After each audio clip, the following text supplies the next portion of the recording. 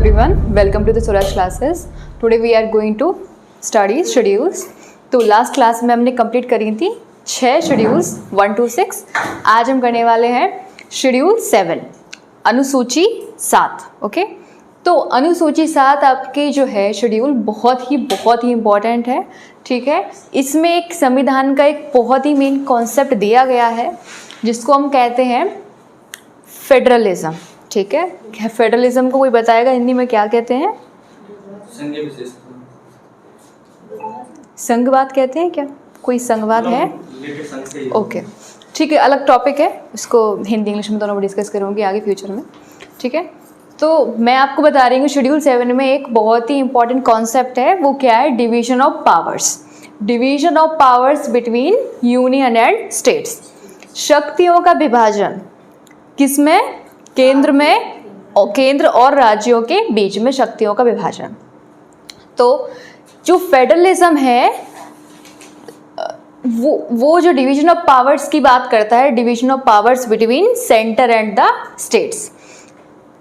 तो उसी के तहत कौन सी पावर्स को, जैसे कि आपकी लेजिस्लेटिव पावर्स हैं, विधायी शक्तियां हैं या प्रशासनिक शक्तियां हैं, तो यूनियन की जो पावर्स होंगी वो यूनियन लिस्ट में होंगी, स्टेट की जो पावर्स होंगी वो स्टेट लिस्ट में होंगी. और एक होती है हमारी थर्ड लिस्ट, उसे कहते हैं हम कॉन्करेंट लिस्ट, समवर्ती सूची. ओके, तो लिस्ट 1 हमारी क्या है? यूनियन लिस्ट, संघ सूची. संघ सूची कहते हैं ऐसे. लिस्ट 2 है स्टेट लिस्ट, जिसे हम कहते हैं राज्य सूची. ओके, थर्ड लिस्ट है हमारी कॉन्करेंट लिस्ट, वो है समवर्ती सूची. इसका मीन है कि 3 लिस्ट, सिर्फ भारतीय संविधान में 3 लिस्ट हैं, उन्हीं के तहत शक्तियों का विभाजन किया गया है. तो जो सब्जेक्ट्स हमारे, जो विषय हैं जो यूनियन लिस्ट में मेंशन है, वो हमारे लिस्ट 1 में आते हैं. ठीक है, तो ओरिजिनली मूल रूप से 97 सब्जेक्ट्स थे जो संघ सूची में आते थे. ठीक है, अभी प्रेजेंटली कितने हैं? देखिए, ये है प्रेजेंटली है, और ये जो कॉन्स्टिट्यूशन में शुरुआत से थे ओरिजिनली ओ से डिनोट किया. ओके, जैसे कि आप डिफेंस हुआ, तो यूनियन लिस्ट में कौन सब्जेक्ट्स आते हैं? For example defence. Defence mean जो हमारी safety and security of India से रिलेटेड है. ठीक है, रक्षा जिसे बोलते हैं, डिफेंस मिनिस्ट्री भी है. तो डिफेंस में क्या आएगा आपका? आर्मी, नेवी और एयरफोर्स, ये सब हमारे डिफेंस के फीचर हैं, टाइप्स ऑफ डिफेंस हैं. ठीक है, तो डिफेंस हो गया. रेलवेज है,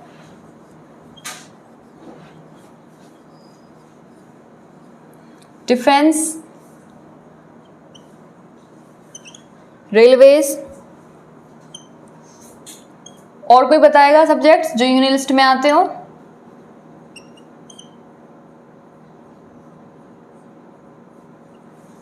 कोई बताएगा अपने साइड से जो सिर्फ यूनियन लिस्ट में आते हो? जैसे कि फॉरेन अफेयर्स है. ठीक है, इंटरनेशनल, जो अंतर्राष्ट्रीय संबंध हैं. अंतर्राष्ट्रीय संबंध एक कंट्री के दूसरे कंट्री के साथ होते हैं, ऐसा तो नहीं है ना. जैसे उत्तर प्रदेश स्टेट है, अब वो यूएसए से रिलेशन बना रहा है, ऐसा नहीं है, क्योंकि एक स्टेट हम एक एज अ यूनिट हम लेते हैं कंट्री को.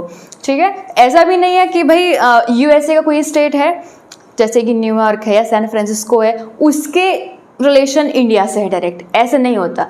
एक एंटिटी होती है पूरी कंट्री, उनके रिलेशंस होते हैं, उन्हें भी बोलते हैं हम इंटरनेशनल रिलेशंस, अंतर्राष्ट्रीय संबंध. ठीक है, तो मैं तो जो फॉरेन अफेयर्स हैं वो किस में आएंगे? आपके यूनियन लिस्ट में.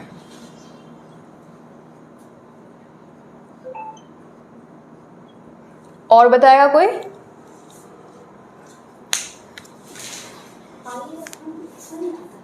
बिल्कुल, जो यूनियन पब्लिक सर्विसेज हैं यूनियन पब्लिक सर्विसेज हैं वो भी संघ में आती हैं, ठीक है। इसी टाइप से काफ़ी सब्जेक्ट्स थे जो हमारी यूनियन लिस्ट में आते थे। अभी प्रेजेंटली 98 है, पहले कितने थे? 97, यानी कि बढ़ा है, एक बढ़ा है, ओके। अब हम आते हैं लिस्ट 2, लिस्ट सेकंड। वो कौन सी है? राज्य सूची, स्टेट लिस्ट है। तो राज्य सूची में कौन कौन से मैटर्स आएंगे आपके? जैसे कि नहीं, नो, वो ऑल इंडिया सर्विसेज है, ठीक है, बिल्कुल। जो स्टेट सर्विसेज हैं वो आएंगी, हेल्थ हॉस्पिटल्स हैं, जो हेल्थ डिपार्टमेंट है पूरा वो आएगा, ठीक है। पब्लिक हेल्थ जिसे हम कहते हैं, और क्या आएगा? पुलिस, ठीक है, स्टेट की पुलिस होती है। तो आरपीएफ,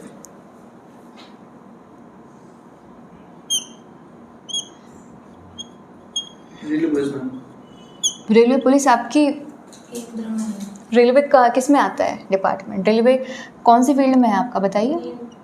सेंट्रल सर्विसेज नहीं है रेलवे की। पुलिस हुआ, और मैंने क्या बताया आपको स्टेट लिस्ट में? Health, public health, okay. State services,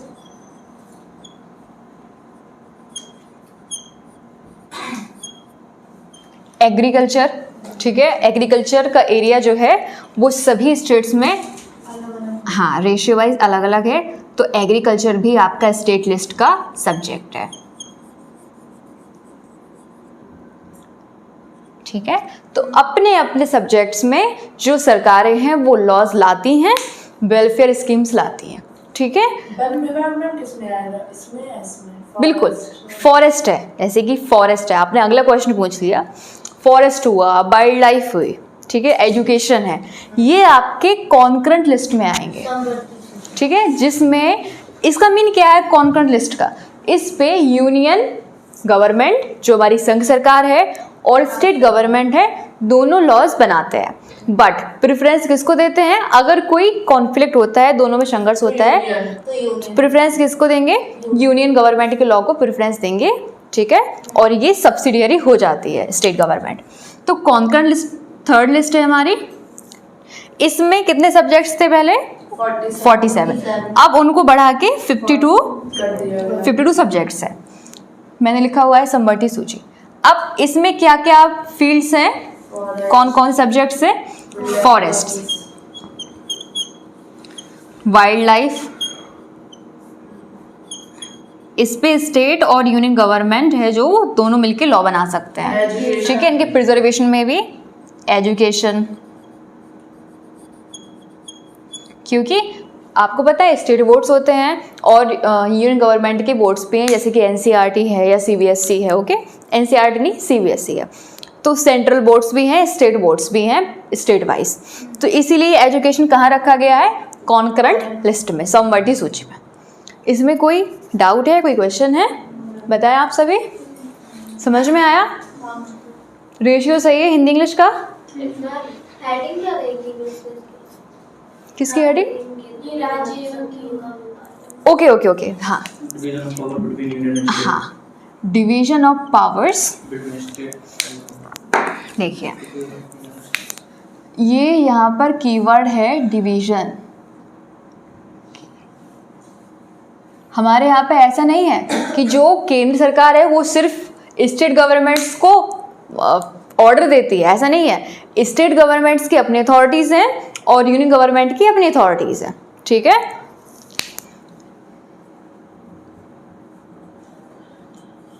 division of powers between union and states,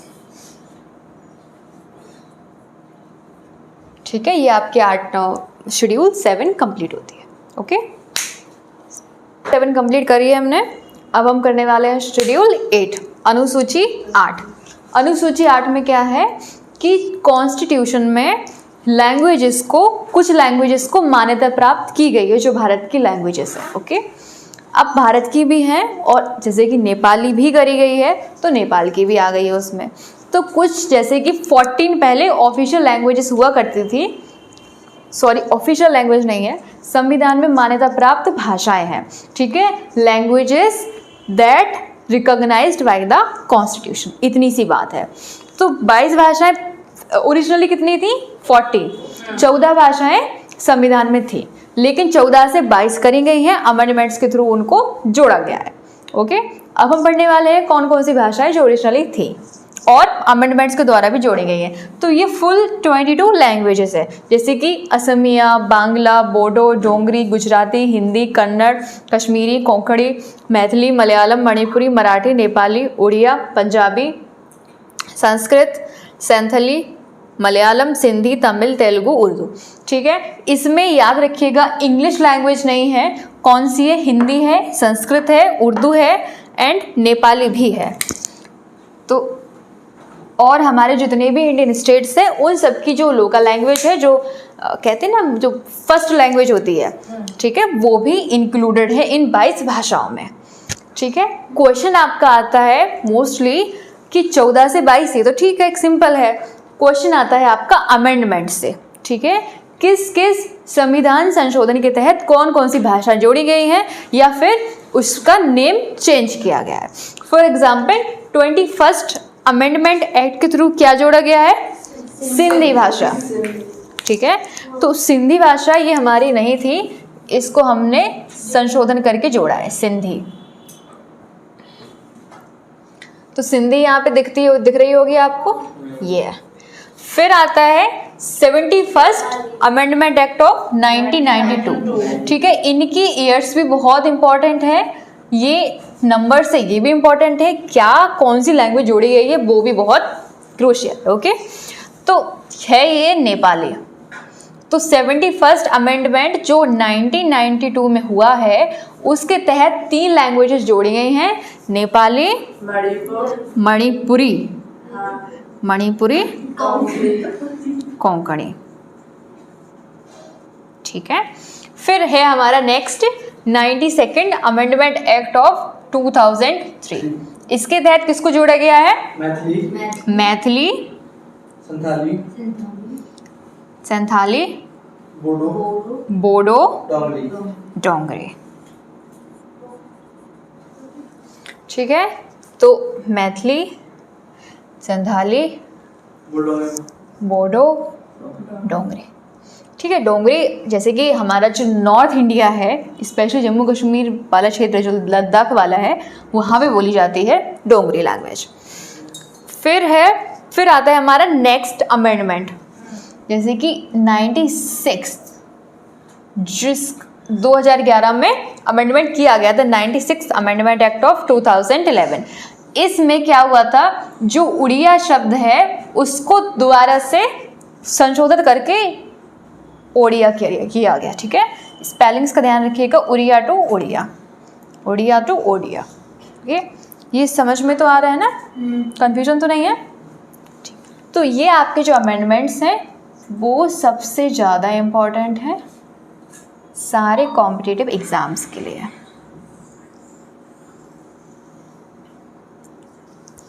कोई क्वेश्चन है, कोई डाउट है, कोई चीज़ मिस तो नहीं हुई?